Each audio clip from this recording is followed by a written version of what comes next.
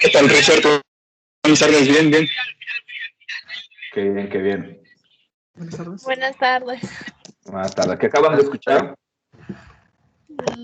El tema de los El Simpsons. intro. Ok, muy bien. El opening de Los Simpsons. Muy bien. Muy fácil de identificar, ¿no? Sí. ¿Por qué, Sandra? ¿Por qué es fácil de identificar? O sea, en mi caso es porque desde niña siempre lo veía con mis papás. Y pues al mismo tiempo porque se han vuelto una parte muy importante de la cultura pop. Así que son fácilmente reconocibles. Siento que es por eso. Okay. Porque hay muchas personas que tal vez no se hayan puesto a ver la serie como tal, pero por lo menos han escuchado hablar de ellos o han visto una foto de los Simpsons o probablemente también hayan escuchado la intro. Muy bien. ¿Alguien más? Gracias, Sandra. Pues, no sé, es fácil reconocerlo porque desde muy pequeño, bueno, en mi caso, desde muy pequeño yo he visto Los Simpson, ya sea porque lo ponían en la tele, o sea, mis papás, o porque yo lo buscaba, por eso es como muy fácil reconocerlo. Aparte, pues es demasiado conocido. Creo que tiene eso que ver mucho. Ok, ¿alguien más para iniciar la sesión? Adelante, Fer, y después Sergio. Sí, bueno, creo que también tendría que ver cuánto tiempo lleva ya la serie en emisión, ya sea en repeticiones de temporadas antiguas o pues que van sacando más temporadas. Pues es algo que por lo regular siempre está en emisión, siempre están en la televisión y creo que también por eso podría ser que su tema sea tan reconocido porque pues está presente prácticamente en los medios de comunicación, por lo menos en la televisión, pues por mucho tiempo y desde hace mucho tiempo también. Muy bien, muchas gracias, Fer. Y Sergio. Bueno, yo no puedo agregar mucho, pero nada, ¿por qué lo reconocemos? Porque es la canción, pues las series de televisión siempre tienen una canción asociada, que es la de la intro, y se convierte en parte de su identidad, y esta parte es una canción que es parte de la identidad de probablemente la serie de televisión más culturalmente impactante y con más impacto cultural que ha tenido en los últimos 50 años mínimo. Muy Entonces, bien. Sí, adelante, Sergio. Perdón si te interrumpí. No, simplemente que pues entonces sea la canción, o sea, una imagen de un capítulo que hayas visto o no hayas visto, es de las cosas más, ¿cómo decirlo? Identificables que hay en la cultura popular a día de hoy. Ok. Bien, si ven mi pantalla, ¿verdad? Ok, nos dice, obviamente, pues no es arbitrario, al rato veremos qué onda con esto, y además para la idea de la modalidad, pero nos dice la definición o nos plantea aquí, fíjese, nos indica que la convención es necesaria para la comprensión de cualquier signo, no importa qué tan icónico o índice este sea. Nosotros necesitamos aprender cómo se comprende a una fotografía. La convención es la dimensión social de los signos. Es el acuerdo entre los usuarios sobre las utilizaciones apropiadas y las respuestas de un signo. Es decir, hay una serie de convenciones. Voy a partir con esto último que comentaba Sergio, ¿no? Todas las series, los programas de televisión, tienen una parte que se conoce como opening, ¿no? O sea, la entrada.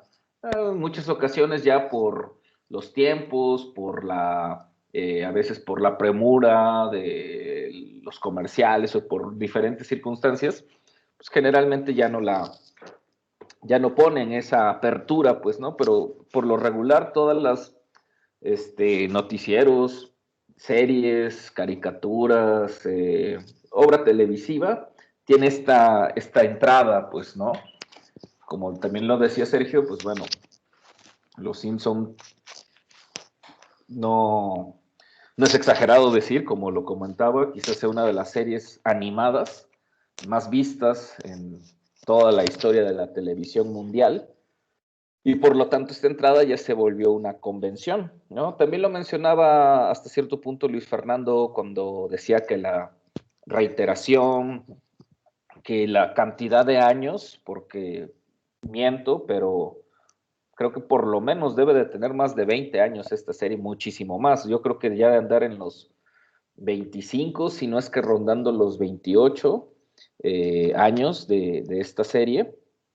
Estamos en 2021 y si no mal recuerdo es como, empezó en el 89 como un programa ahí dentro de otro programa, y si no mal recuerdo es como en 91 o 92 cuando ya inició esta serie original de Matt Groening, un artista, un guionista, un caricaturista que lleva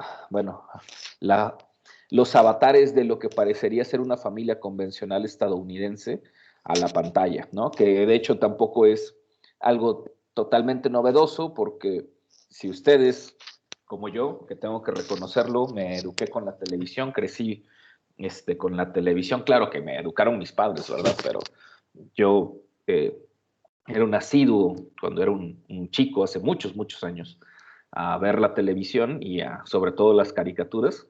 Pues creo que más o menos todos los jóvenes, por lo menos de los años 60, 70 en adelante, porque si les preguntan a sus abuelos, probablemente ellos no tengan tantas referencias de caricaturas, sobre todo si son personas que andan rondando los 70, 80, 90 años.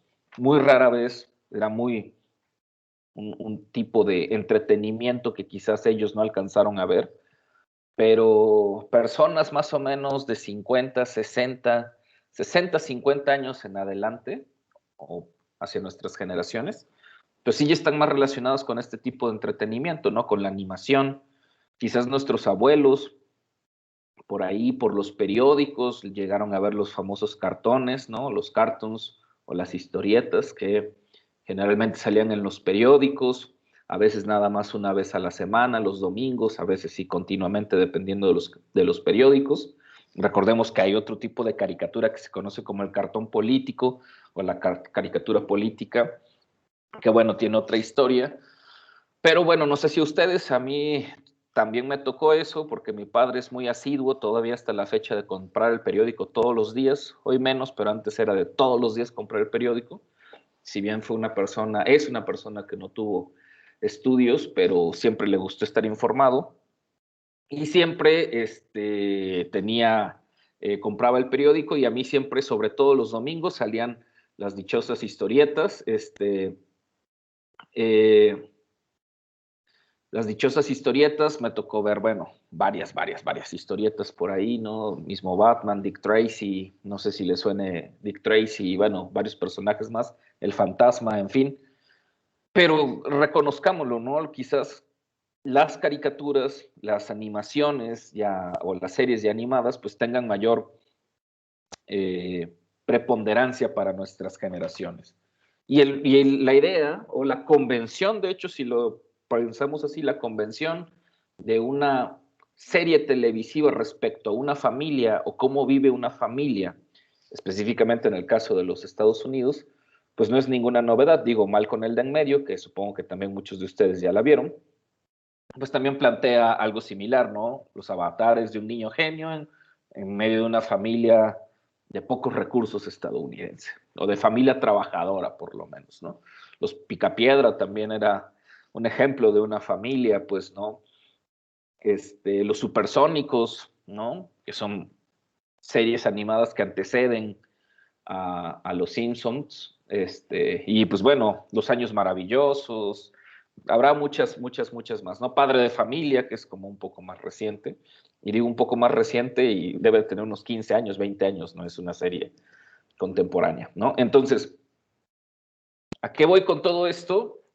A que esta definición con la que arrancamos y con la que vamos a ir para cerrar esta parte de las lecturas no es ingenua tiene un sentido operativo en términos de, acá ya nos está hablando de fotografías, pero nosotros que estamos más inmiscuidos en la cultura audiovisual contemporánea, tiene un sentido operativo para este tipo de análisis. Recuerden que el ejercicio anterior, o el video anterior que vieron, y con el que vamos a dialogar un poco hacia el final de la clase, que tiene que ver con esta película de Rabbids, pues tiene que ver con eso, ¿no? Con una serie de elementos, de hecho, convenciones, por ahí ustedes las mencionaron en aquella ocasión, ¿no?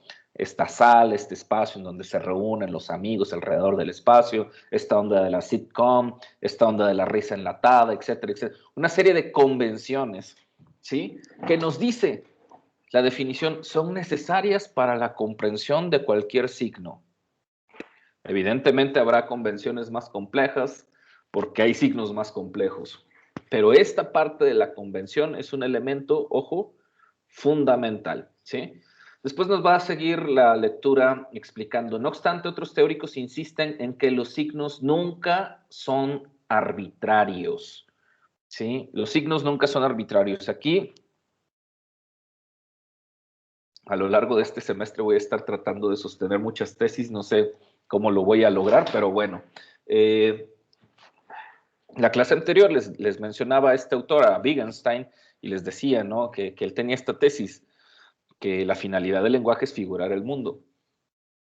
Yo sostengo una tesis apoyado en esto, quizás una tesis no muy original, pero que digamos que sí me ha llevado algunos años de estar metido en esto del análisis audiovisual, de trabajar audiovisualmente o trabajar en el campo audiovisual, y es que no hay, digamos, en el mundo audiovisual, obviamente se puede hablar de otro tipo de comunicación, pero en la comunicación audiovisual, los signos audiovisuales que observamos, así sean, llamémosle, ficcionales o no ficcionales, lo que vemos dentro de una comunicación audiovisual, llámese una película, llámese una serie, llámese llámese un noticiero, llámese un reportaje, llámese un canal de YouTube, un youtuber, los signos audiovisuales que nos presentan no son accidentales, pues, y todos tienen un propósito, ¿sí? Puede ser que a lo mejor, y ahí entraríamos en una cuestión de análisis más teórico o teorético, puede ser que algunos sean más conscientes que otros, ¿sí? Puede ser que algunos sean, llamémosle para entendernos de manera más fácil, más pensados que otros, pero lo que vemos en pantalla, sobre todo en ficción, que pueden ser películas, que pueden ser series, que pueden ser caricaturas, no son signos no intencionales, siempre tienen una intencionalidad, ¿sí? ¿Por qué sostengo esto? Porque eso es parte también de todo el campo de la cultura audiovisual contemporánea, ¿sí? De estudios que se pueden hacer a futuro. Por aquí, Max, el semestre pasado, estudió estas películas en donde se aborda el fenómeno de los mexicoamericanos y de toda esta filmografía. Bueno, no son no intencionales, hay una intención en estas narrativas, en estas películas. Sergio se interesó por esta cuestión de los videojuegos y de una serie de características entre los videojuegos japoneses, los estadounidenses, sus formas de abordar las historias, los personajes, etcétera. Hasta nos habló de algunos creadores de estas historias. Pues bueno, hay una intencionalidad en eso, ¿no? Hay trasfondos, hay elementos que no solamente son simbólicos, sino que los podemos empezar a identificar poco a poco y hacerlos más concretos, ¿no? Y ese es trabajo de este campo, de esta disciplina de la semiótica, ¿sí? Avancemos un poco, ¿no? Un poco, por favor, ¿no? Entonces la lectura nos dice o nos comunica. A veces se hace una distinción entre signos digitales y analógicos y entramos a otra condición de nuestra época, ¿no? ¿sí? Nos dice, los signos analógicos, tales como imágenes audiovisuales, involucran relaciones graduadas en una continuidad, en un continuo. En cambio, los signos digitales involucran unidades discretas, tales como la palabra y los numerales. Pero además, y aquí para ir ya un poco cerrando, aunque pues, bueno, nos cita Bill Nichols, que es uno de los grandes teóricos del cine documental, también hay que entender esta condición del mundo digital en el que vivimos, ¿sí? Es decir, los sistemas analógicos, aquí voy a hablar exclusivamente de cuestiones audiovisuales, los sistemas analógicos, como eran las cámaras de fotografía de rollo, o las cámaras de película de filme, o hasta los sistemas de videograbado que a mí todavía me tocó utilizar, o no sé si a alguno de ustedes les tocó todavía las dichosas videocaseteras, ¿no? El formato VHS, el formato Betacam, ¿no? O si les tocó todavía utilizar los sistemas de audio como los LPs, el long play, o el cassette, ¿no? Y ya pasar a un sistema digital que, bueno, vamos a tener el compact disc, y después, bueno, en el cine vamos a tener el DVD, y lo último, pues el Blu-ray, pero que finalmente todavía eran dispositivos que uno podía palpar o tocar, ¿no? Hoy en día el archivo digital, ¿no? Que sabemos cómo es el Spotify o el iTunes o todas las plataformas digitales que hay, ¿no? Disney Plus, Netflix, la que quieran, ya no necesitas de un objeto físico, ¿no? En el que tú sabes que ahí está almacenada de alguna forma o por alguna tecnología la obra audiovisual que quieres escuchar, ¿no? El disco, la música, el LP, la película, ¿sí? Es decir, toda esa condición de sistema analógico, ¿sí? Digamos, súper interesante todavía en términos no solamente de tecnología, sino de cómo los seres humanos nos vinculábamos como que a este mundo analógico y que de cierta forma, seguramente para los que son melómanos y les gusta mucho toda esta onda, pues saben que hay todo un campo de coleccionismo de discos, de LPs, que, bueno, muchas bandas, grupos están haciendo de nuevo grabaciones en long play por todo lo que significa el arte, etcétera. A mí en lo personal, la música ya no tanto, aunque sí tengo muchos discos, pero en realidad me pasa con las películas, pues, ¿no? Yo prefiero tener todavía las películas en DVD, en Blu-ray, sobre todo en Blu-ray últimamente, porque me parece que es un formato que permite muchas cosas más, pero bueno, y es algo que tiene que ver como con esta cuestión de una vinculación con una tecnología, permítaseme la metáfora, como con una tecnología palpable, ¿sí? Con una tecnología a la cual puedes tocar y hasta cierto punto sentir, pues, ¿sí? Aunque sea un objeto físico. ¿Estamos? Y no con una tecnología digital que efectivamente en el mundo digital que tiene que ver más con el algoritmo, que tiene que ver más con los códigos numéricos, que tiene que ver con esta cuestión de la programación, que va a ser súper interesantísimo y es un campo de la semiótica muy interesante y que nos permite ahora sí múltiples posibilidades, muchísimas posibilidades creativas, ¿no? Hay toda una cuestión que algunos le quieren llamar o le llaman humanidades digitales con todas las peros que yo le podría poner a esta definición, pero que lo que sí nos podemos quedar en claro es que pues sí vivimos en una condición de una cultura audiovisual digital, ¿no? A lo mejor todavía que no permea todos los aspectos de la vida, pero la pandemia nos lo acaba de demostrar, pues tan solo estamos hablando cara a cara de manera digital, en que esta es una condición ya de nuestra cultura contemporánea, ¿no? Y ojo, que acá está este texto, estamos hablando de que este texto, si no mal recuerdo, es como de mediados de los 90 o principios de los 2000 y ya nos está hablando de esta condición de la cultura digital, ¿sí? Igual, algunos teóricos ya lo habían hablado, ya lo habían mencionado, ¿no? Entonces nos empiezan a mostrar algunas como, digamos, como equivalencias, ¿no? Como lo digital contra lo analógico, como lo arbitrario contra lo motivado, siempre una motivación, o en el mundo analógico, digo digital, en donde parece que ciertas cosas son arbitrarias, pues, ¿no? la convención contra lo natural, ¿sí? Y a partir de eso, nos hablan, sobre todo Eco, de una serie de cualidades que deben de tener los signos vehículos. Los signos en los cuales puede haber cualquier cantidad de síntomas, réplicas del mismo género, los signos cuyos síntomas, aún producidos de acuerdo a un género, poseen una cierta calidad o singularidad material, o los signos cuyos síntomas son sus géneros, o los signos en los que el género y el síntoma son casi idénticos. Es decir, en esta condición de complejidad, el signo complejo, digamos, tiene estas, o puede tener estas características. Puede tener una, o puede tener dos, o puede no tener necesariamente, dada su complejidad, alguna de estas características, pero es común que puedan tener estas características.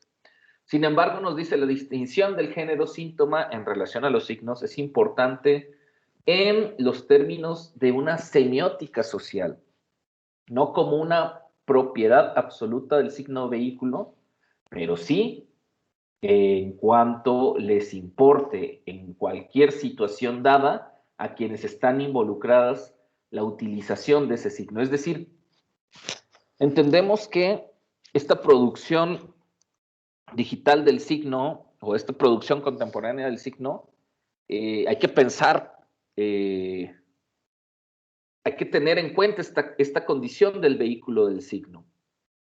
Y a lo que voy con esto es que hace rato yo se los mencionaba. Quizás la sensación que nos genere escuchar una canción, no sé, de un artista que nos guste mucho. Yo voy a citar el caso, por ejemplo, de, bueno, a mí me gusta mucho una banda que se llama Velvet Underground. No sé si la han escuchado. Velvet Underground es una banda de los años 60, 70 estadounidense, que bueno, grabó algunas cosas, pero sobre todo destacó por uno de sus músicos fundamentales y su vocalista y su, digamos, mayor creativo, que además estuvo muy relacionado con toda esta onda del arte, de la cultura artística neoyorquina de los años 60, 70, con Andy Warhol y toda esta onda de un ambiente cultural, contracultural, que recordarán en las lecturas del semestre pasado que veíamos toda esta cuestión de la contracultura, en la cual se inmiscuían muchos elementos como el uso de sustancias, como otro tipo de filosofías hinduistas, etcétera, que además son altamente simbólicas. Y Velvet Underground logró hacer, bueno, varias obras musicales de muy buen nivel. Pero lo que voy es una cosa es escucharlos en un disco, ¿no? Un disco, un vinil, ¿no? Con el famoso scratch que hace, a comprarte un disco, un compact disc, ¿no? Con una calidad de sonoridad diferente, a escucharlos en un formato digital. Es decir, el vehículo puede cambiar, ¿no? Un formato analógico, un formato digital, pero la sensación que produce en el escuchante seguirá siendo la misma. Eso es lo interesante de este postulado, pues, ¿no? Ok. Y bueno, ya nos va a hablar precisamente de esto que les estoy diciendo, que también algunos van a hablar entre sustancia, forma, formato, el significado o los significados, el plano del contenido, la sustancia del contenido y la forma del contenido. Son tres elementos súper importantes, ¿sí? El plano del contenido, el significado, los significados están dentro del plano del contenido. Es decir, cómo está estructurado ese contenido, es decir, cuál es el plano del contenido, ¿sí? La sustancia, ¿cuál es la sustancia del contenido? Es decir, ¿qué es lo que está debajo, pues? ¿Sí? ¿Qué es lo que está, cuál es la esencia de ese contenido? Pero por el otro lado, ¿cuál es la forma del contenido? ¿Cuál es la estructura del contenido? ¿Sí? Entonces, esa ecuación ya en términos de un análisis semiótico más complejo, más contemporáneo, nos va a permitir por lo menos identificar las siguientes funciones de la significación. Unas que son meramente referenciales, que se refieren a un contenido o a algún contenido. Unas que son metalingüísticas, que sugiere que tenemos que ir más allá de esos códigos o de esos códigos o signos contenidos.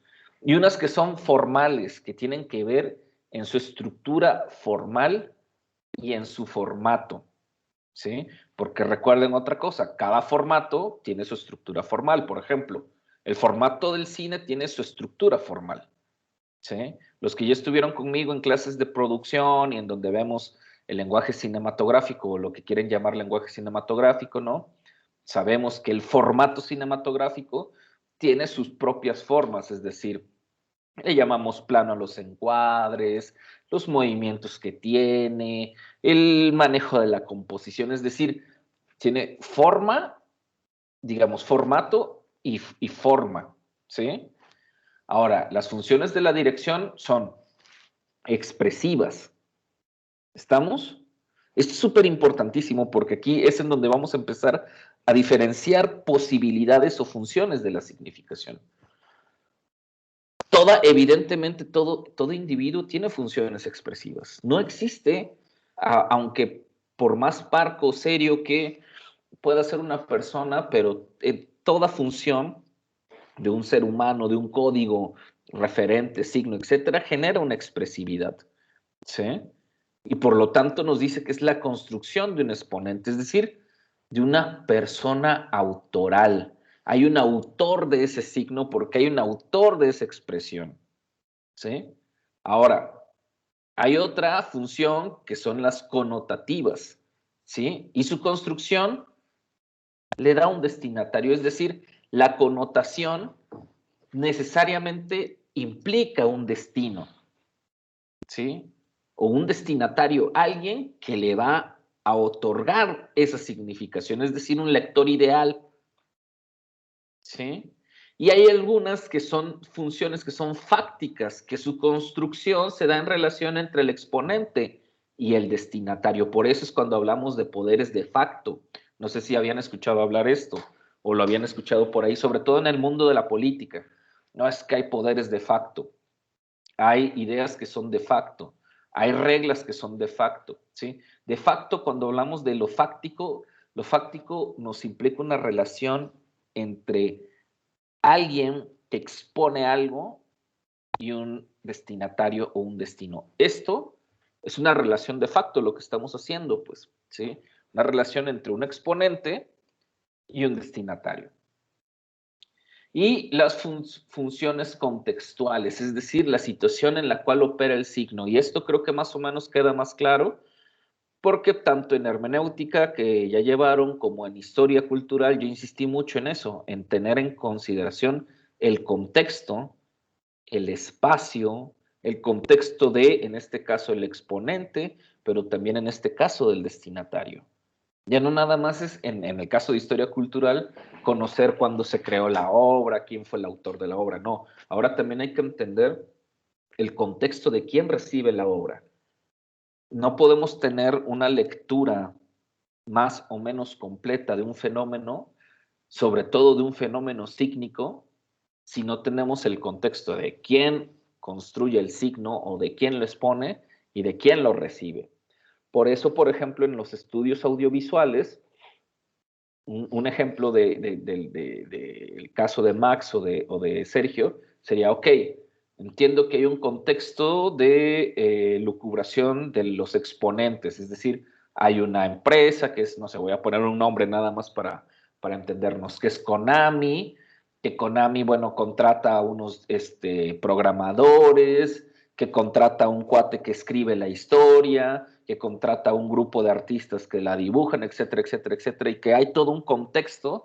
Konami es una empresa japonesa, con quién sabe cuántos años en la industria, que se ha especializado a hacer en determinado tipo de videojuego, qué sé yo, bla, bla, bla. Y el contexto de sus destinatarios o de sus usuarios.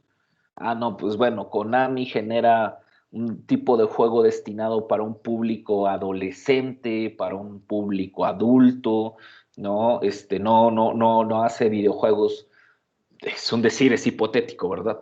no hace tantos videojuegos para niños pequeños, ¿no? Porque son videojuegos que requieren de ciertas habilidades, está destinado más o menos como para, no sé, me imagino, que son videojuegos de cierta temática, ¿no? Sobre guerras, o cómo le llamabas a estos juegos de rol, hace puros juegos de rol. Entonces, ¿sí me explico? No, o sea, tenemos los dos contextos. O sea, si queremos tener una lectura de cómo influyen la producción sígnica dentro de los videojuegos, ¿no? Y sus funciones, y queremos entender esa función contextual, pues entonces tendremos que entender esos dos contextos. El contexto de los exponentes, y que además se complejiza porque son varios exponentes, o sea, no es un único exponente. O sea, Konami no es una identidad con una esencia propia, sino es una empresa.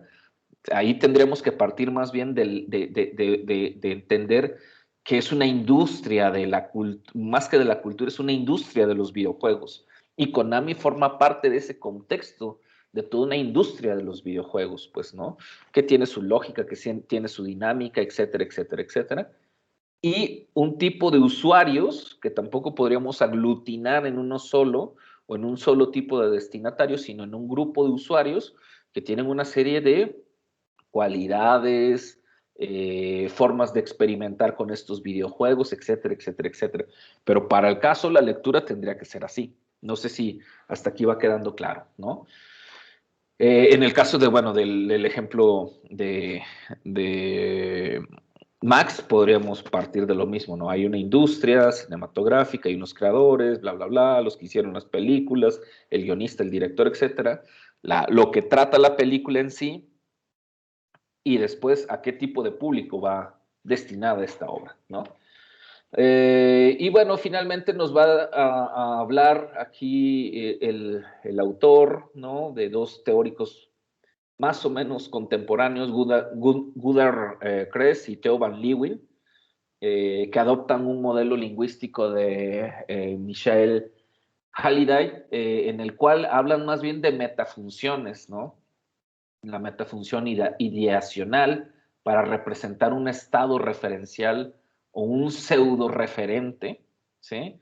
Los aspectos del mundo, las experiencias fuera de un sistema particular de signos. Esto tiene que ver mucho con el mundo digital y sobre todo con toda esta cuestión de las tecnologías computacionales y todo este rollo, ¿no? La metafunción interpersonal para proyectar las relaciones entre el productor de un signo y el receptor de un signo. Esto también es súper interesantísimo, ¿no? De por sí, y seguramente en hermenéutica ya habrán recordado, y en ciencias del lenguaje también habrán recordado, que siempre, en toda condición de comunicación, hay una relación intersubjetiva, es decir, hay un canal intersubjetivo o hay una función intersubjetiva, el que habla y el que lo escucha. La estructura básica o clásica es un hablante y un escuchante, ¿no? Tú y tu mamá, o tú y tu novia, ¿sí? O tú y tu mejor amigo, o uno y el libro, o uno y la película, ¿sí? Entonces, en esta condición de intersubjetividad, que por lo menos plantearía un diálogo uno a uno, evidentemente en el mundo más complejo, pues implica la interrelación con más sujetos. A eso es a lo que se refiere en este caso, esta función interpersonal, pero también esta condición de la intersubjetividad. Digo, en este momento nada más estamos 4 compañeros, Jorge, Luis, Maximiliano y yo. Hace rato estaba Sandra, pero nos abandonó. Y Karen, María y José Eduardo están aquí sin entrar. Por lo menos esta relación intersubjetiva digital que tenemos implica 5 miembros, ¿no? Aunque en este momento solamente uno de los sujetos esté llevando el peso del diálogo, pero ustedes están escuchando y en sus condiciones de, digamos, de su contexto, ¿no? Algunos desde su hogar, otros desde una biblioteca, no sé, es hipotético, ¿eh? Desde un cibercafé, otros desde un parque en donde están tomando la señal, no lo sé, no sé cuáles sean las condiciones, pero cada uno tiene sus propias condiciones personales que al conjuntarse con el individuo que está produciendo un signo, construyen un canal intersubjetivo o en este caso una función interpersonal. Eso siempre tómenlo en cuenta en la condición de un análisis, de una construcción, de un, en este caso estamos hablando mucho de cultura audiovisual. La cultura audiovisual por eso es intersubjetiva, pues, ¿no? Y además, más que intersubjetiva, multisubjetiva, porque entendemos bien que el creador de una obra audiovisual pues es polimorfo, es amplio, aunque podamos decir, vi la película Rabbits de David Lynch, porque sabemos que David Lynch es el creador, es el que tiene las ideas, etcétera, pero pasa por una serie de elementos como los dibujantes, como el fotógrafo, como el que hizo la música, el que puso la voz, etcétera, para poder comunicarnos algo. ¿Sí? Y la metafunción textual. Para formar textos, es decir, conjuntos de signos que no son coherentes, tanto internamente como dentro del texto en que y para el cual fueron producidos. Es decir, la metafunción textual implica no solamente esta condición del mundo textual, sino que cada texto, llámese visual, audiovisual, lingüístico, escrito, como lo quieran denominar, se compone de conjuntos de signos, ¿sí? Y esos conjuntos de signos o esos signos en conjunto deben de ser coherentes. Es decir, todo texto apela a la coherencia, por más poético, por más literario, por más filosófico, en teoría, esos conjuntos de signos deben de dar mensajes coherentes, ¿sí? Aunque en algunos casos parezcan un poco incoherentes. Y bueno, con eso terminamos ese primer apartado, o ese primer capítulo que tenemos que realizar. Hasta aquí, alguna duda que haya quedado, sobre todo porque me interesa esta cuestión de la modalidad. O sea, me interesa que quede claro, pero esta cuestión de la modalidad, vamos a poner un ejemplito por ahí en el que me gustaría escucharlos, pues, ¿no? ¿Sí? ¿Vamos bien?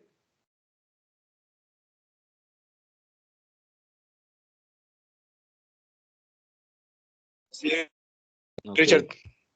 Y todo va bien. Ok, bien. Y ahora pasamos a esta idea de la modalidad. La modalidad, nos dice la lectura, se refiere al estado de la realidad que es otorgado o alegado por un signo, un texto o un género. Robert Husch y Gunder Kress afirman, de una manera más formal, que la modalidad se refiere a la posición, a la autoridad y a la confiabilidad de un mensaje con respecto a su estado ontológico o a su valor como una verdad o como un hecho. Y nos pone este ejemplo: si un árbol se cae y los medios no están ahí, ¿se ha caído realmente? Quiero que a partir de esto vamos a ver un pequeño videíto que, bueno, seguramente muchos de ustedes lo habrán visto y que van a decir, por eso puse esta introducción. Ay.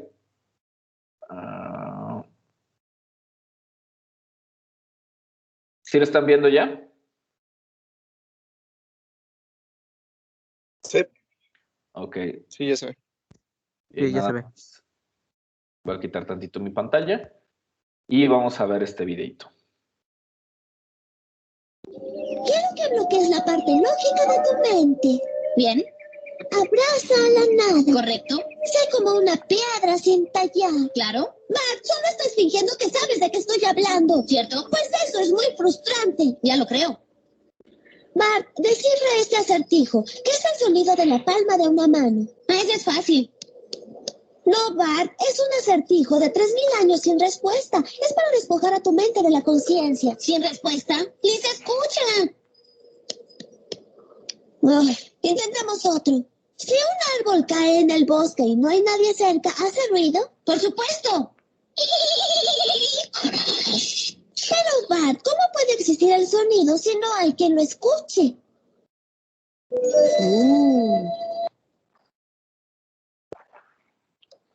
Bien, ¿qué recuerdan de ese episodio? No me hablen ahorita del video. ¿Qué recuerdan de ese episodio? ¿Sí lo vieron, ese episodio?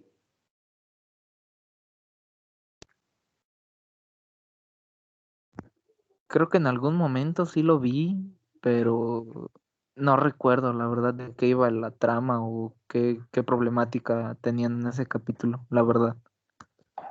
Ok. ¿Alguien sí se acuerda? ¿No?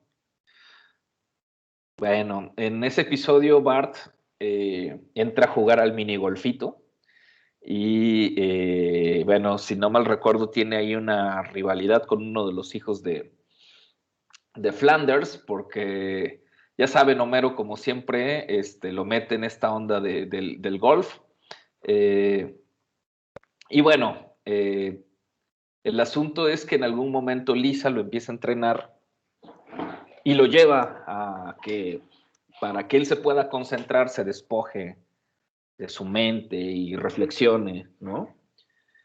Y bueno, dentro de lo que le dice, hay una frase que viene súper al caso con esta cita que está en el texto, ¿sí? Con esta en especial, y que después nos va a explicar un poco el autor qué tiene de sentido esto, ¿no? Si un árbol se cae y los medios no están ahí, se ha caído realmente, y Lisa lo que le dice, palabras más, palabras menos, si un árbol cae y no hay nadie para escucharlo, existe el sonido, ¿no? Y dice que si hace sonido, y Bart dice, sin pensarlo, evidentemente, claro, ¿no? El sonido, y ejecuta el sonido de la caída de un árbol. Y entonces la pregunta de Lisa, que por eso Lisa es un genio, es la genio de los Simpson, dice, pero ¿cómo puede existir el sonido si no hay nadie para escucharlo? Si traspolamos o traemos esa pregunta a nuestra clase, la pregunta de Lisa es, ¿cómo puede existir el sonido si no hay nadie para escucharlo? Acá la pregunta es, ¿cómo pueden existir los signos si no hay nadie para significarlos? ¿Se acuerdan que María, la clase anterior, nos decía, entonces todos los signos deben de tener significado? Y yo le dije, pues sí, ¿no? Probablemente en diferentes contextos o en contextos en los cuales o a los cuales a nosotros ciertos signos no nos signifiquen, no quiere decir que esos signos no signifiquen para alguien más. ¿Sí?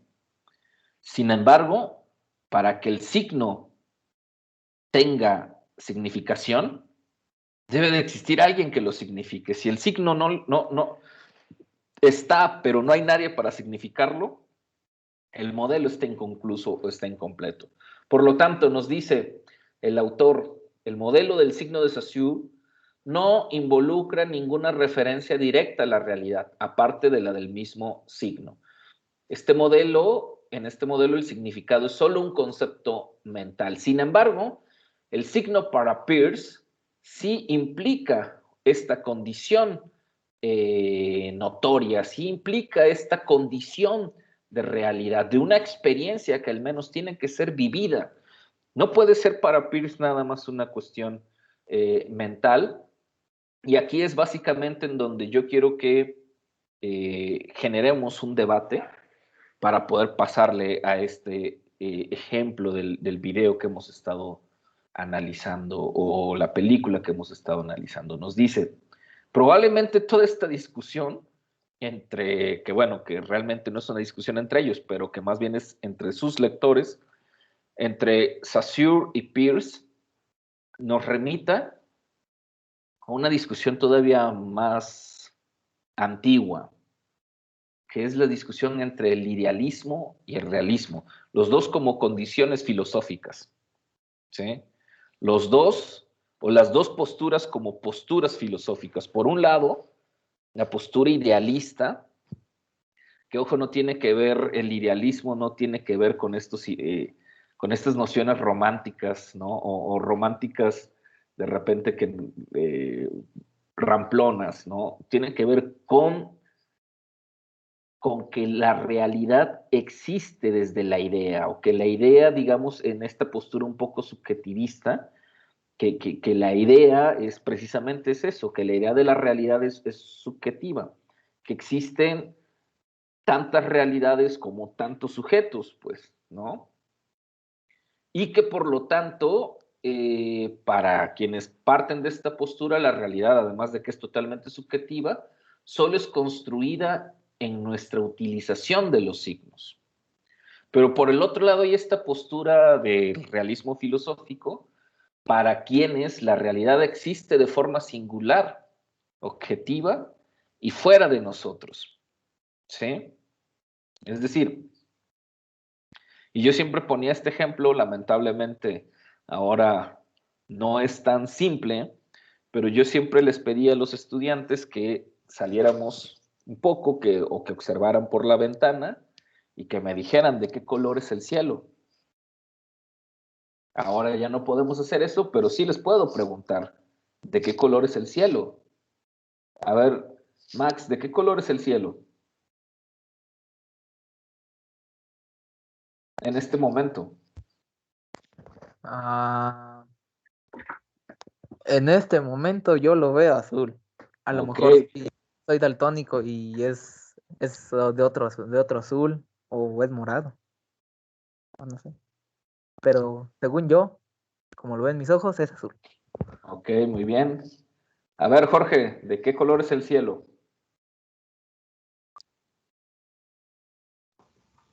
De aquí donde estoy ahorita, lo veo azul también. Ok. Luis, Fernando, ¿de qué color es el cielo? Sí, también lo veo azul, con un poco como de tonos blanco, sí, más claro, igual por las nubes, pero bueno, sí, azul. Ok. Sergio, ¿de qué color es el cielo? Esas son muchas preguntas, ¿no? Voy a intentar ser estructuralista y decir que el cielo es azul, pero es en realidad porque nos lo está mediando el sol y nos está mediando qué tipo de colores vemos. Entonces, en base a eso, nosotros vemos el color azul. Que ya objetivamente sea como sea el cielo, eso ya es una pregunta que no puedo responder. Muy bien. O sea, estaríamos partiendo de una pregunta concreta, ¿no? ¿De qué color es el cielo? No, ¿de qué color vemos el cielo? ¿No? ¿O qué colores vemos en el cielo? O sea, si la respuesta nos vamos por esta cuestión idealista, pues cada uno podría responder, no, pues cada quien ve el color del cielo según la posición del mundo en el que está, pues, ¿no? Y como dijo hace rato Maximiliano, pues a lo mejor hasta implica esta condición de a lo mejor alguien es daltónico y lo ve gris, pues, ¿no? O tiene una condición en su mirada que le permite ver otra condición de color, pues, ¿no? O bien, gracias a la investigación y a la cuestión biológica y al análisis, por ejemplo, de los estudios de visualidad biológica, ¿no? Sobre la mirada, la córnea, etcétera, pues hemos dado cuenta que los colores que vemos en realidad, pues, ¿no? Es una teoría y está más o menos fundamentada, pues son más bien el color que vemos, pues tiene que ver con esta cuestión que nos dijo un poquitín Sergio, ¿no? Es una cuestión de física y química, ¿no? Toda esa gama de colores que observamos pues, tienen que ver con cómo se refleja la luz del sol en los diferentes espejos reflejantes que hay en la Tierra, como el agua, ¿no? Como, bueno, las diferentes capas de la atmósfera y nuestros ojos. O sea, la condición que tiene la córnea, la pupila, la composición biológica de nuestro ojo, ¿no? Que nos permite observar esa gama de colores, pues, ¿sí? Pero también podríamos partir precisamente de una postura más realista, ¿no? Es decir, el color que observamos del cielo, o el color que observamos a eso que llamamos cielo, pues no es un color tal cual, o no es el color tal cual, ¿sí? Es más bien, como dijo Sergio, es el reflejo de la luz rebotada en algún espejo reflejante, que generalmente, bueno, es el agua, pues, ¿no? Porque recordemos que la Tierra en su mayoría, su composición es agua, ¿no? Y que obviamente va a depender de la nubosidad, de las condiciones meteorológicas, de la posición de la Tierra respecto al Sol, de su lejanía. Recordemos que la Tierra hace una órbita y dependiendo de su cercanía, distancia, etcétera, existirán fenómenos naturales que marcarán una serie de condiciones propias. Entonces, digámoslo así, cada quien, y esto es, también yo se los digo de esta forma, cada quien es libre, cada quien tiene su postura, pero al menos podemos partir de dos posturas, una excesivamente idealista, y que sobre todo los más extremos idealistas dirían que no hay realidad, sino que existen realidades, y una un poco más objetiva, que con la cual en lo personal yo coincidiría más, que sí, que efectivamente existe una condición de realidad que es, si no objetiva 100%, pero por lo menos sí es una condición de concreción o tiene un cierto grado de concreción, pero que los individuos, con base en nuestro contexto, con base en nuestra ideología, con base en nuestra filosofía, con base en nuestra situación económica, política, cultural, podemos darle un grado de significación a esa condición de concreción de la realidad. ¿Sí? Es decir, la lluvia como fenómeno natural y real existe. Y cuando llueve en un determinado lugar, esa condición meteorológica pues es pareja para todos, ¿sí? Si cae una gran tormenta, una gran lluvia, pues es pareja para todos, no distingue condición social, no distingue condición política, no distingue condición económica, simplemente llueve, ¿sí? Pero los efectos que provoca la lluvia sobre un determinado grupo humano, ahí sí que influyen las condiciones sociales, las condiciones culturales, las condiciones geográficas. No es lo mismo que llueva y que para un campesino le signifique una mejor temporada de cosechas, que su cosecha vaya a tener buenos dividendos, a que en una localidad puede hacer que se inunde un pueblo y destruya toda una vivienda o una serie de viviendas. Y ahí sí que importa entonces estas condiciones, pero que ya son condiciones subjetivas, pues, ¿sí? En mi opinión, ¿sí? Digamos que es como una especie de equilibrio entre esta condición de realidad y esta condición de ideal, ¿sí? ¿Quién estaría o quién tendría una aportación diferente?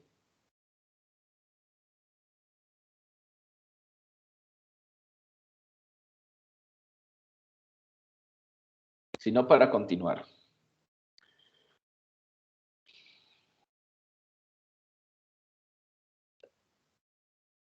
Bueno, continuamos. ¿Alguien había levantado la mano? Sí, yo, perdón. Adelante. Es que hay algo que he estado pensando, pero no sé bien en qué encasillarlo. Porque es este concepto de que no, un signo no puede ser signo si no hay significante ahí, pero hasta qué punto solo es un signo porque se encuentra dentro de su mente o porque él lo puede concebir antes de mediarlo a través de de la realidad pues tangible. Porque, bueno, es que lo que yo estaba pensando era bien algo, estaba viendo un video de videojuegos y lo que sea, y explicaban en un juego de peleas algo que se le llama ¿Cómo sería un backdash? Sería como cuando alguien se aleja, es una esquiva, pero sería algo así como la esquiva coreana. Entonces, la esquiva coreana es un concepto, no existe, no hay una realidad en el que tú digas, eso es la esquiva coreana, o sea, algo que puedo tocar y oler y percibir, sino que es una serie de movimientos, una serie de patrones que tú comandas al juego a hacer. Entonces, existe en el sentido de que a través de un control de un objeto físico, tú vas a mediar el hecho de que suceda una acción, pero hasta que no sea así, como no existe un botón específicamente de hacer ese movimiento, entonces el concepto del movimiento solo existe dentro de ti. Sí, pero se reproduce de manera digital. Sí.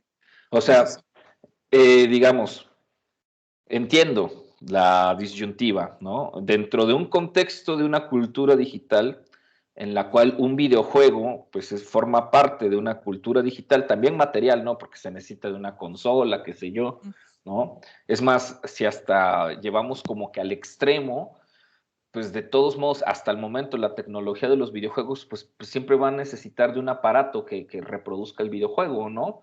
Ya sea una computadora, ya sea la mera consola, y que los videojuegos los descargues, ¿no? Pero finalmente necesitas de la consola, pues entonces ahí está mediado por una materialidad, por así decirlo, ¿no? No hay hasta la fecha ninguna tecnología invisible, ¿no? Entonces, necesitamos la consola. Partimos ya de algo, ¿no? Y entendemos, y ahí hay que entender que estamos en el contexto de una cultura audiovisual digital, ¿no? Y una cultura de los videojuegos, ¿no? Que ya desde que hablamos de videojuegos nos lleva a toda esta lectura de, digamos, matemática, de esto que desde programación, etcétera, ¿no? Para que exista, y por eso al ratito a lo mejor entenderemos un poquito más esta onda, para que exista esa, digamos, esa acción, se necesita de una secuencia, digamos, para hacer esa creación en el personaje o la jugada, por así decirlo, que hace, o el movimiento que hace, supongo que es un avatar o un personaje, ¿no? Que es, por lo que entiendo es un juego de peleas, ¿no? ¿Sí? ¿O no? ¿Estoy mal, Sergio? ¿Sí? Ok. Para crear esa jugada, por así decirlo, existe una serie de patrones, ¿no? Y que se tienen que realizar con un movimiento físico en determinado control, ¿sí? Para que el avatar, pues, el sistema computacional reproduzca esa jugada. ¿Estamos? Entonces, un poco como este límite que nos marca acá los autores, pues, ¿no? O sea, probablemente ese signo o toda esta, ¿cómo le llamaste la jugada esta? ¿Cómo se le llama la jugada esta? Esquiva coreana. La esquiva coreana. Tal cual podría parecer que es como muy sasuriano, es un concepto mental que nada más existe en la mente de alguien, ¿cierto? Podría parecer que es eso y que de cierta forma no tendría significación para nadie más porque parecería que es nada más un concepto mental, pero en la realidad digital el concepto existe y es visible, aunque sea digitalmente. Y varios videojugadores lo han visto, lo dominan y lo conocen, sin estar hablando de que lo tengan que reproducir mecánicamente. ¿Sí? Entonces el concepto existe y tiene un grado de significación, por lo menos para un grupo humano que entiende de esos códigos sígnicos que hay en esa comunidad de videojugadores. Para otros, o sea, para mí, si yo escucho eso de el código, quién sabe qué más, te voy a decir, güey, yo no entiendo ni madres de eso, no sé, es una mafufada, pero es lo mismo que le podría responder a María Guadalupe. Dentro de mi contexto, ese signo no tiene significación porque lo desconozco, pero que lo desconozca no quiere decir que no exista. ¿Sí? Ahora, y por eso es esta metáfora de la del árbol, pues, ¿no? Si cae un árbol y no hay nadie para escucharlo hacer ruido, pues no, pero acá sí hay gente que escucha el ruido y entonces sí hay significación. Aquí a lo mejor me voy a meter una cuestión un poquitín otra vez de la realidad y de la naturaleza.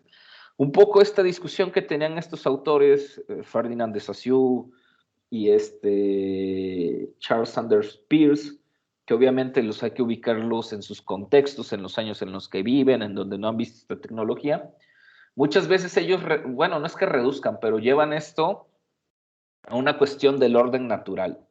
Y por ahí podríamos hablar de signos que parece ser que sí son signos naturales, es decir, signos que están en la naturaleza, ¿sí?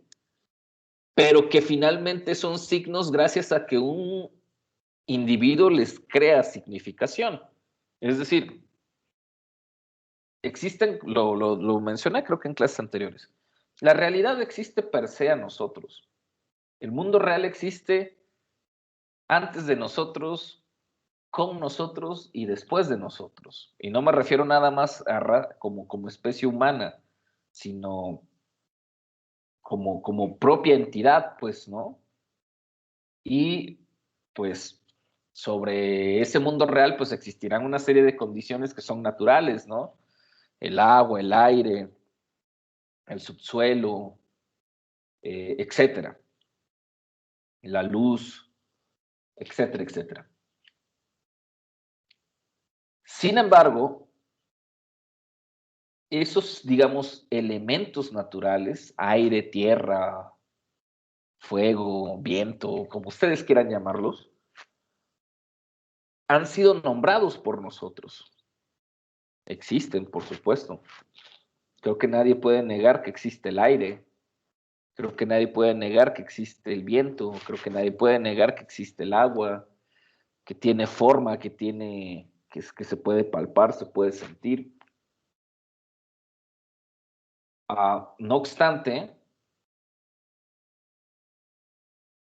quienes han nombrado a esos elementos con esas características y con esos nombres somos nosotros, es decir, alguien que le dio significación a un signo que existía y que existe antes de ser mero signo, pues no, es una cuestión natural, una piedra, la arena del mar, el cielo, el atardecer.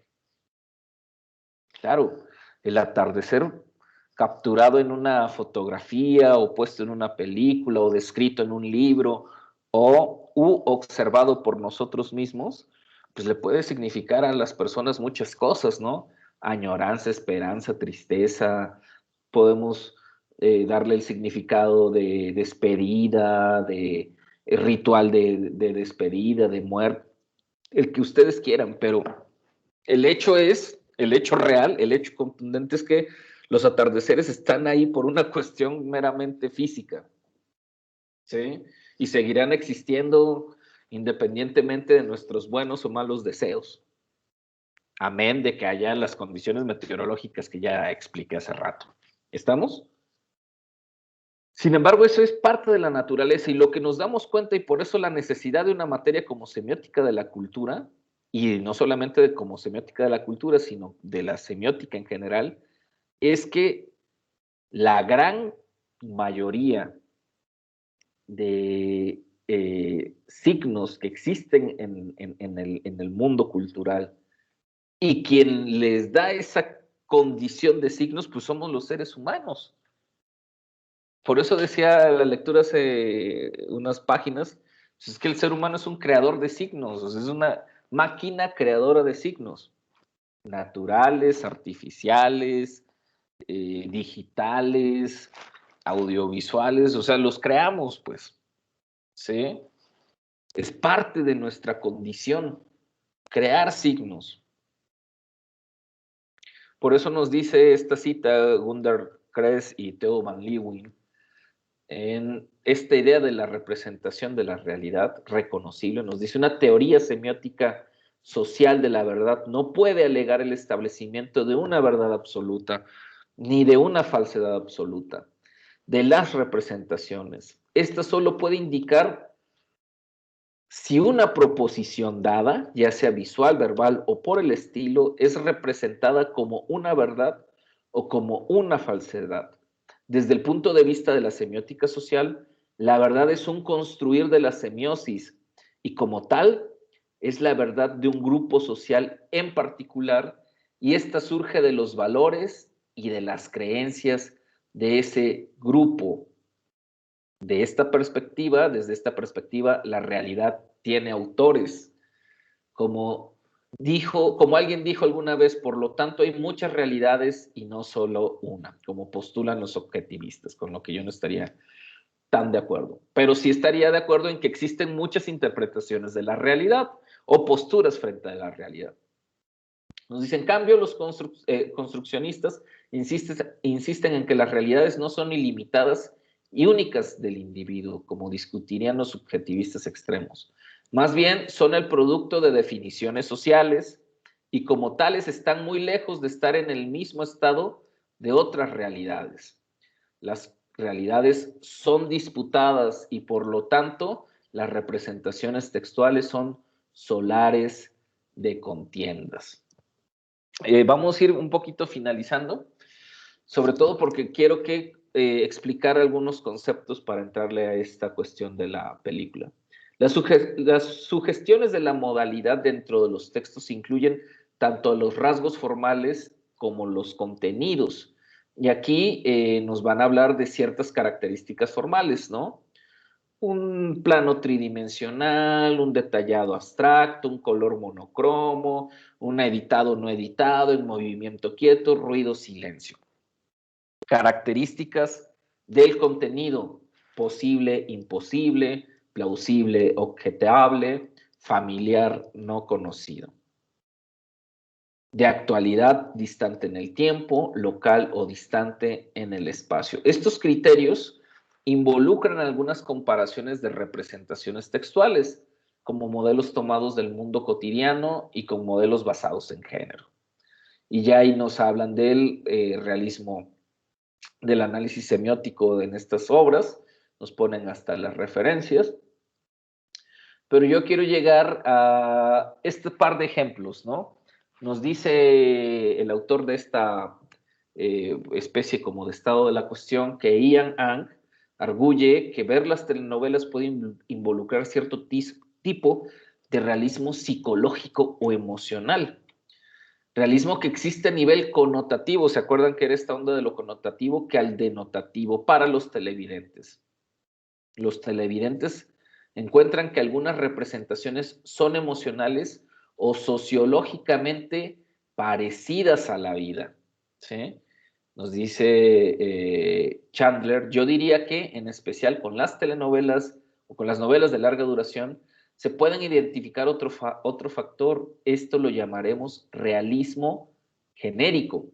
Los televidentes que están familiarizados con los personajes, con las convenciones de alguna novela en particular, pueden muchas veces juzgar el programa en gran parte por los propios términos genéricos de la telenovela, es decir, convenciones de las telenovelas que ya han visto en otras ocasiones, en vez de juzgarlo con referencia a una realidad externa.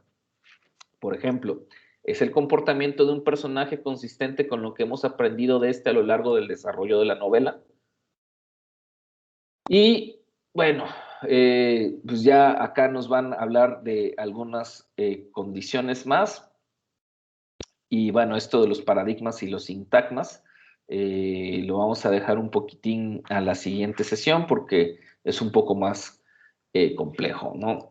Robert Hodge y Gunder Kress nos dicen, los géneros diferentes establecen muchas series de marcadores de modalidad y fijan un valor sobrecogedor que sirve como un basamento.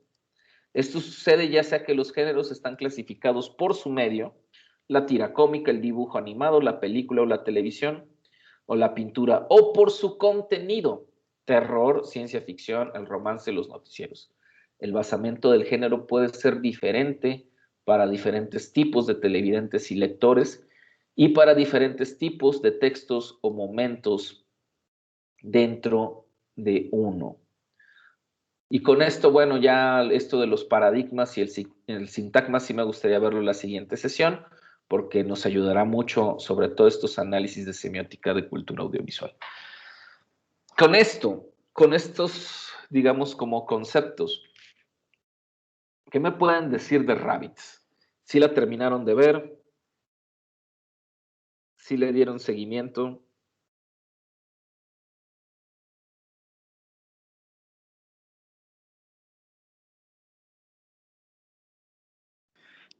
Sí, yo sí la acabé de ver, tal vez no la cantidad de veces que me hubiera gustado o que parece apuntar su Ajá. visionado a que debería de ser revisada varias veces, pero sí la terminé.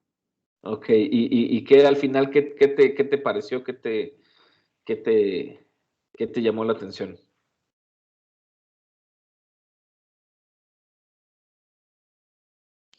A ver, es que es como extraño el decir que me parece, Ujú. porque parece algo más,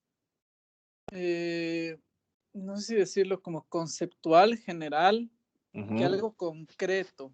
Porque cuando se trata de ver este tipo de De obra.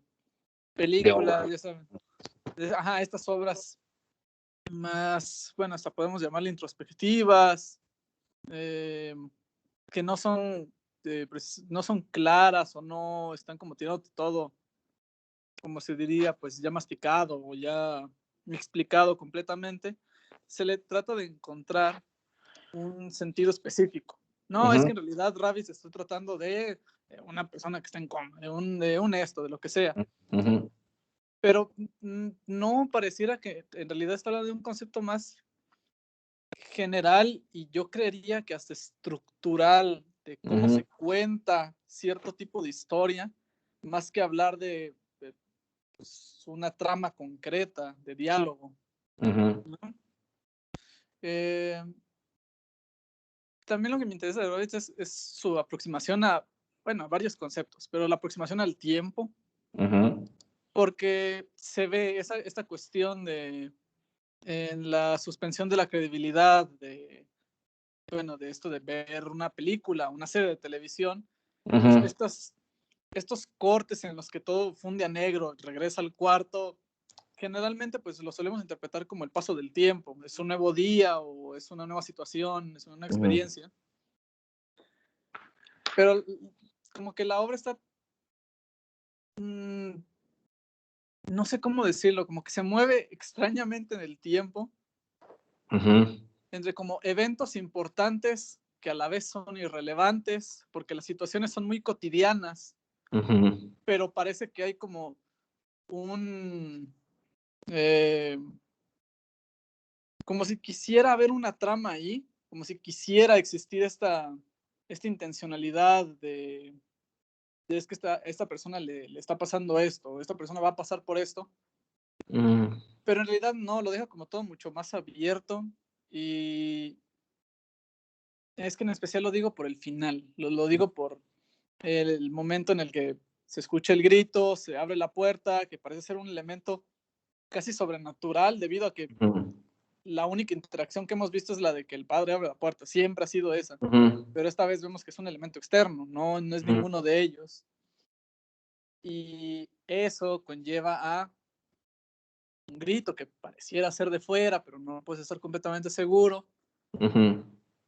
Y el hecho de que lo termine cerca de ese evento me hace pensar que esa es su cotidianidad.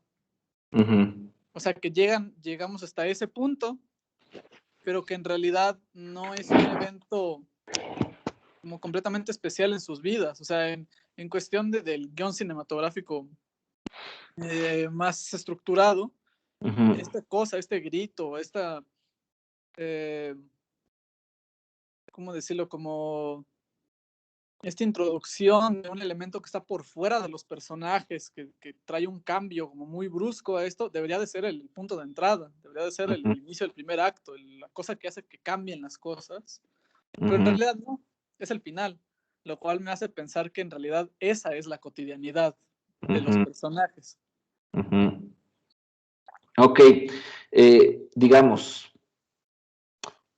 Rabbits, en este como análisis semiótico, ¿qué nos convendría más, Sergio? ¿O qué propuesta crees que funcionaría más?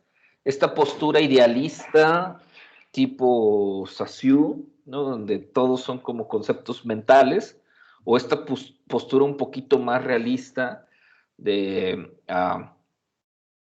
Charles Peirce y todos, bueno, todos los que le siguen, ¿no? De tratar de identificar más como que estas cuestiones un poco más concretas. ¿O tú por dónde te irías? ¿Por dónde te sentirías como más seguro de poder hacer un análisis semiótico de Rabbits? En especial de Rabbits. Es que me siento más seguro con el análisis de Peirce, porque hay como una... o sea, básicamente porque creo y confío en que la obra esté basada en lo que sea, o sea, que tenga una significación que se media a través de una realidad. O sea, puede ser nuestra realidad o puede ser su realidad, pero que se media a través de eso. Si no, y si el término es más de desafío, para mí eso quita incluso un poco de valor en la obra, porque se sentiría como esta cuestión que no me gusta tanto de las películas, que es el todo vale. Esta obra es tan abierta y no se trata de, como que no trata de explicar cuál es su simbología ni tal. Entonces, todo lo que tú digas es cierto. Si tú crees que es de una cosa o que es de otra, esa va a ser la realidad. No, yo creo que algo más como lo de Peirce sería más adecuado porque nos ayudaría a,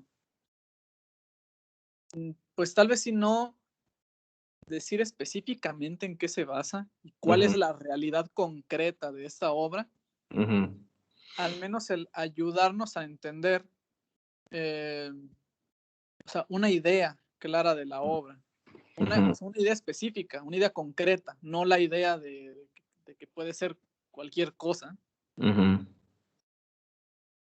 Pero la realidad es que no sabría en qué basar como esta mediación de la realidad. Porque algo que no comprendo para nada de la película es el elemento el de que parecería ser otro personaje cuando las luces se vuelven rojas, llega esto. Ese elemento no lo comprendo dentro de la tesis que había sostenido la otra vez sobre que era se basaba pues en las cuestiones de la sitcom. No lo llego a comprender, pero el sistema o la idea de Peirce me parece más adecuada en tratar de entender eso que no puedo entender, más allá de la idea de socio de que es un concepto, ¿cómo decirlo?, etéreo, un concepto que no se especifica de ninguna manera. Creo que podría llevarlo más para ahí, aunque esta vez sí tenemos bueno, sí tengo el contexto de quién es David Lynch y que se le conoce por algunas obras que para ciertas personas llegan a ser incomprensibles por completo. Tal vez en ese caso, si hablamos de la obra de David Lynch, sí se puede hablar de algo más desafío, pero no, la verdad es que para mí, creo que este tipo de análisis semiótico se daría más a la idea de Peirce. Sí, y además, bueno, coincido que también, por ejemplo, podremos hablar de una cuestión un poco de género, digo, aunque está ahí como mezclado muchas cosas, pero pues sí tiene como este género televisivo sitcom, como esta cuestión de suspenso, ¿no? O sea, digamos que hasta dentro de esta obra compleja, abstracta, incomprensible, de repente hay algunos elementos de ciertas creación de signos o de significaciones que parece ser no son solamente puras, como dices, como puras ideas propias o llamémosle, como luego algunos le mencionan, pues o sea, como puros alucines, ¿no? Iba a decir otra palabra más fea, pero dicho que ya me voy a tratar de contener, ¿no? Del lenguaje excesivamente coloquial, pero supongo que sospechan por dónde iba mi idea. Y cuando son puros alucines, pues, ¿no? Que uno puede decir, no, pues eso la verdad nada más él lo entiende, ¿no? Que sucede mucho con el arte. Pero no, hay forma y hay ciertas formas. Quizás acá lo que estamos hablando o viendo es cómo se estiran las formas. ¿Sí? ¿Alguien más? Muchas gracias, Sergio. ¿Alguien más terminó de ver Rabbids? ¿O la vio?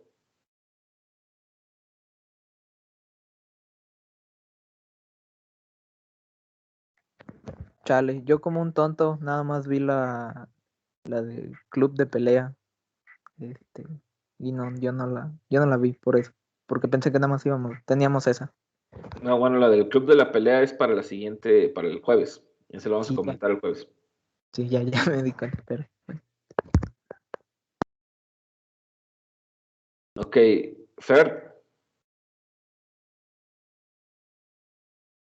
No, yo no la terminé de ver. Estuve checando más que nada a David Lynch, algunas de sus obras y a pesar de que no la terminé de ver, creo que también es importante, pues como comenta Sergio, el conocer el contexto de este director, puesto que la mayoría de sus obras son más al surrealismo. Creo que también podríamos entender como en el género que entra esta película, como que el surrealismo, aparte de lo que es la sitcom y el suspenso o el terror, creo que también ahí podría entrar pues esa cuestión de que no es como una realidad tal cual, sino como una realidad pues más, sí, un poco más como en el aspecto del el idealismo, porque pues es más una obra surrealista. Ok. Bien, bien. Bueno, vamos a dejarlo por aquí el día de hoy. Y bueno, los que ya vieron la película del Club de la Pelea, pues está bien. Pero con base un poquitín a esto que llevamos de la lectura, me gustaría que el jueves que analicemos el club, pues sí, perdón, podamos aportar más ideas con base a la lectura, ¿vale? Ok, Va. Richard. Sale, pues bueno, que pasen una buena tarde. Nos vemos el jueves. Que estén bien. Vale, nos vemos, Richard. Hasta el Adiós. Les voy jueves. a compartir a los que no estuvieron el video de los Simpson ahí en el grupo. Sas. Ok, está bien. Bye.